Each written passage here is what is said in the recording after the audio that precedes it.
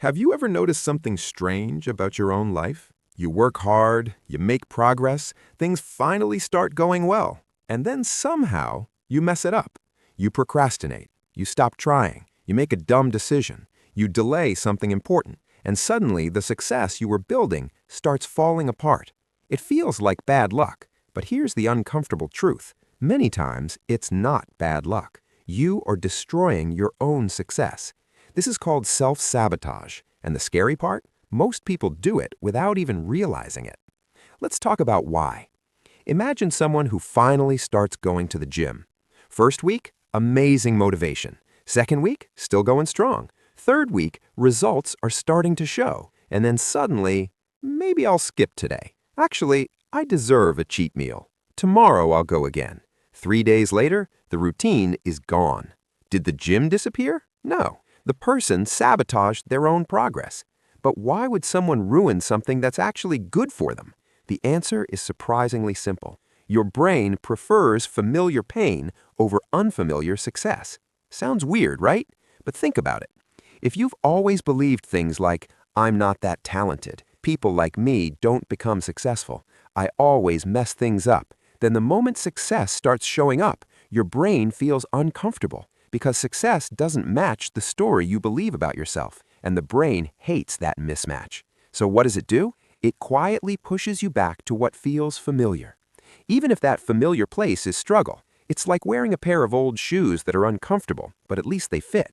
New shoes might be better, but they feel strange, so you go back to the old ones. Self-sabotage works the same way. Let's look at a funny but painful real-life example. Imagine someone studying for an exam. 1 month before the exam, they're super motivated. They make a study plan, they watch lectures, they highlight everything like a professional highlighter artist. But 1 week before the exam, suddenly they start doing weird things. Cleaning the room, rearranging the table, watching just one YouTube video, and somehow that one video turns into top 10 animals that can defeat a lion. 2 hours gone. Did the person forget the exam? No. Their brain just started sabotaging them because pressure increased and their brain thought, let's escape. Another reason people sabotage their success is fear. Not fear of failure, fear of what happens after success. Think about it. If you succeed, people expect more from you. If you become successful, you have to maintain it. If you achieve something big, you can't hide behind excuses anymore. That responsibility scares many people. So instead of risking that pressure, the brain chooses the safer option. Destroy the progress early. It's like quitting a race halfway and saying, I wasn't even trying. Because if you never fully try, you never have to face the possibility of failing at your best. Another hidden cause of self-sabotage is something called imposter syndrome. This happens when someone secretly believes they don't deserve their success. Imagine you get a good job.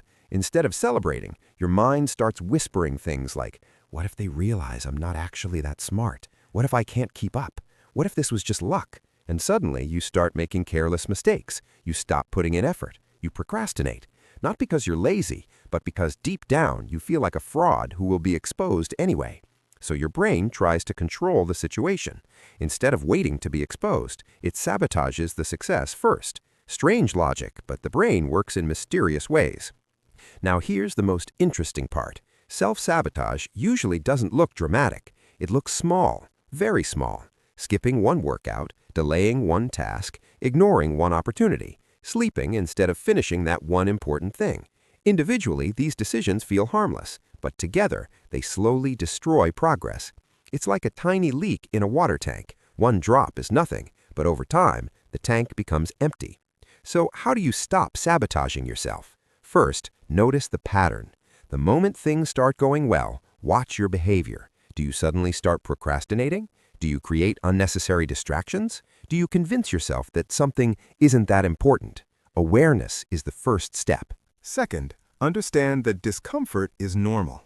Success feels uncomfortable at first, not because it's wrong, but because it's new.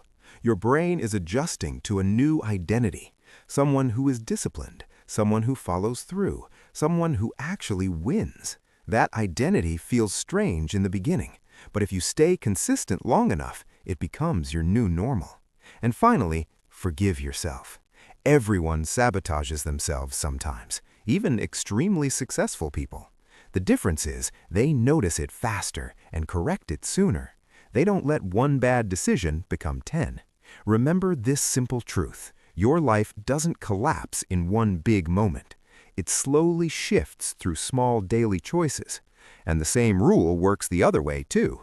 Your success doesn't come from one big heroic action. It comes from small decisions, repeated again and again.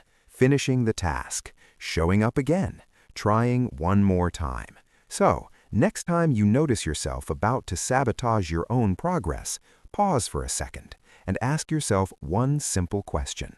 Am I protecting my comfort or my future? Because the moment you stop destroying your own success, you realize something powerful. The biggest obstacle in your life was never the world. It was the quiet voice in your head telling you to stop. And once you learn to ignore that voice, your potential becomes a lot bigger than you ever imagined.